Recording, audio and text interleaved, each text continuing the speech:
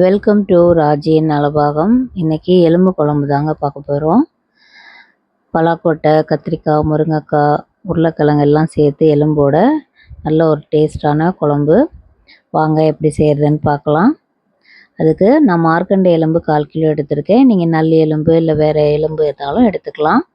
அதோட பலாக்கொட்டையும் நல்லா வெயிலில் காய வச்சு மேல் தோலை எடுத்துட்டு அதையும் ஒன்றா சேர்த்து வேக வச்சுக்கலாம். வேக வைக்கும்போது ஒரு 1/4 ஸ்பூன் மஞ்சள்தூள் சேர்த்துக்காங்க.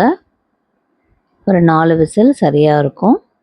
அது ஒரு பக்கம் வேகட்டும். குழம்புக்கு மசாலா ரெடி பண்ணிக்கலாம்.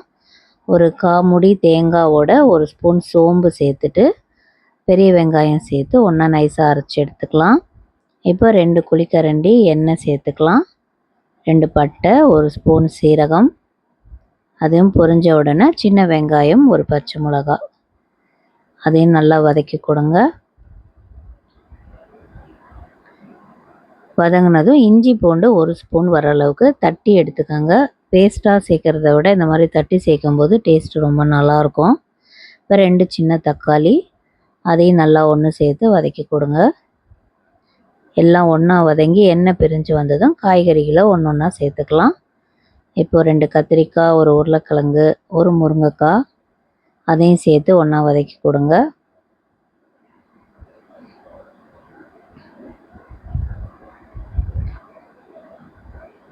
காய்கறிகளை வதக்கும் போதே அந்த மசாலாவோட ஒன்றா சேரும்போதே குழம்பு நல்லா ருசியாக இருக்கும். மஞ்சத்தூள் 1/4 டீஸ்பூனும் 1.5 ஸ்பூன் குழம்பு மிளகாத்தூளும் சேர்த்துக்கோங்க. இப்போ இதை வதக்கி விட்டதும் எலும்பும் பலாக்கொட்டையும் வெந்துருச்சான்னு பார்த்துட்டு அதையும் ஒன்றா சேர்த்துக்கலாம். நல்லா வெந்துருச்சு. தண்ணி எதுவுமே வடிக்க வேண்டாம், அப்படியே சேர்த்துடலாம்.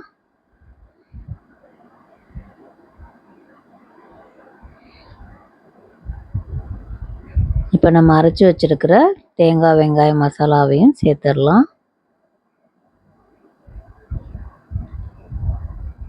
குழம்பு இது தண்ணியாக இருக்கணும். திக்காக இருக்கிறத விட கொஞ்சம் தண்ணியாக இருந்தால் தான் நல்லாயிருக்கும். 2 டம்ளர் அளவு தண்ணி சேர்த்துக்கோங்க. உப்பு 2 ஸ்பூன் சேர்த்துக்கோங்க. புளி கொஞ்சமாக, ரொம்ப புளிப்பு டேஸ்ட் இருக்கக்கூடாது. கொஞ்சமாக கரைச்சி அதையும் வடிகட்டி சேர்த்துக்கோங்க. நல்லா ஸ்டவ்வை ஹையில் வச்சு நல்லா குழம்பு தளன்னு கொதிக்கட்டும். ஒரு 10லேருந்து 15 நிமிஷம் மூடி வச்சுடுங்க.